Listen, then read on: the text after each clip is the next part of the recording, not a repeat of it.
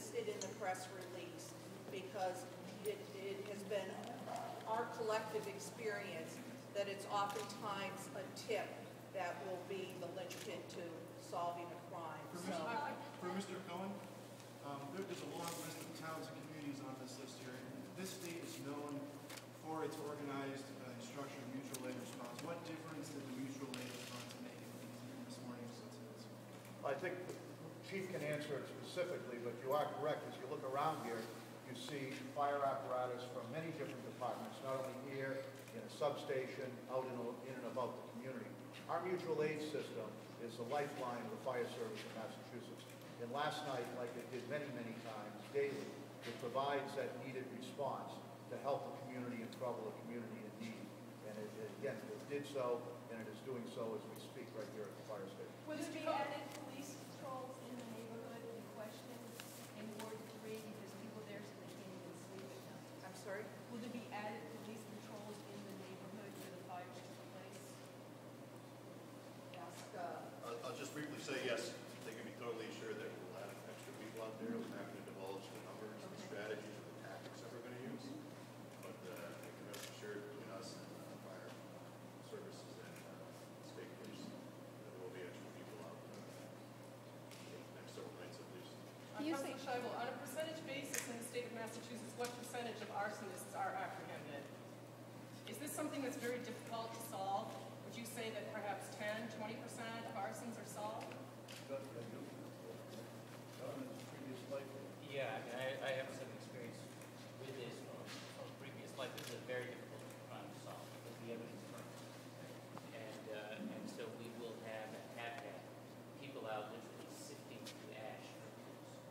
I can't give you the percentage, but to the point that was made earlier about even what people may think are insignificant details, any tip is helpful because it makes a puzzle. So would you say it's likely, unlikely? Is it like which side of the 50% divide? Is that For this investigation, I think it's too soon to say. What's that? I think it's too soon to say. What kind of charges did someone face? Property damage? Not at this time, no. How about charges would be on the table and eventually be caught in one person? I know it's arson.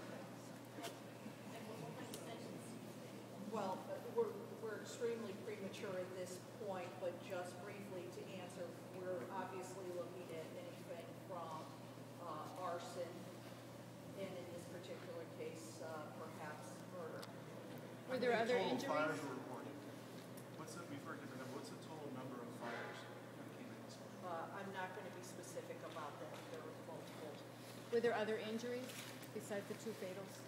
I don't believe that there were any other injuries involving victims. I believe there may have been a firefighter or two dead. And anybody homeless? And this actually, I think, is a good opportunity to say, has been said before, arsons may be difficult to solve, but we cannot underscore the danger that every firefighter faces when they respond to a fire. And in these particular cases involving arson, that level is just much greater. And I think it's important that the community know that. Do you know how many people were left homeless? I don't know that. The family on the house on Fair Street, I think, is not going to be able to be moved back into.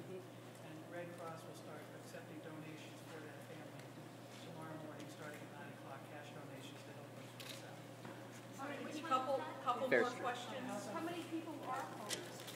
How many people out there were living in Fair Street? That was the only home that was and that information, I think the DA already addressed. No, but one person else?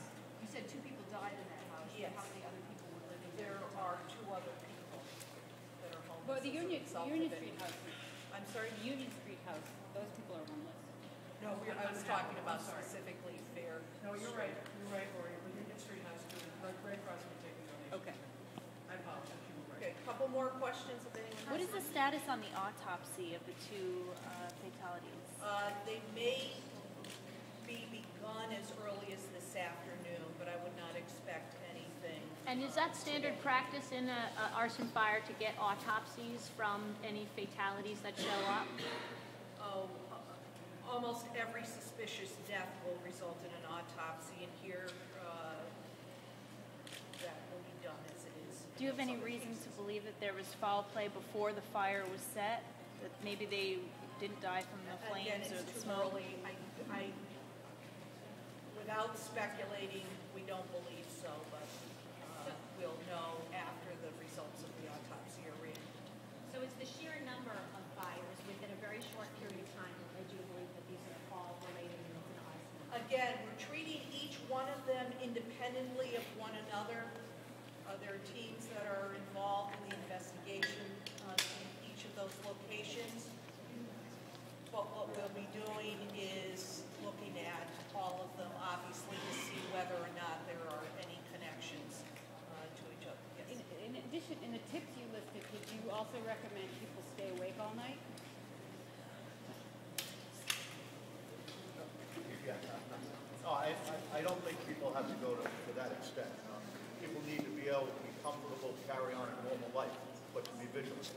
And I think the real key here is, again, the community coming together, the neighborhood watches, knowing each other, and then carrying out those tips of keeping the area lit, keeping the doors locked. But as much as we want to raise the awareness, we don't want to put fear into people that they can't continue their life. They need to continue to do so, knowing that we behind here are committed in DA's task force to find the person or persons. Total number of fires is up to 12 that were attempted to be set. Is that correct? Again, I'm not going to be specific on the total number at this point. We may well have that information that we'll release to you at a later date, but we're not releasing it at this point. So I thank you. I will say nothing further will be released at this time. Any further information regarding this investigation or series of investigations will come from my office and as a single point of entry and response to any immediate inquiries. On behalf of all of us involved in this, I thank you for disseminating the information, and again, just ask your viewers or readers to pass along any information they feel they may have with regard to these investigations and these fires. Thank you. Can you spell your name?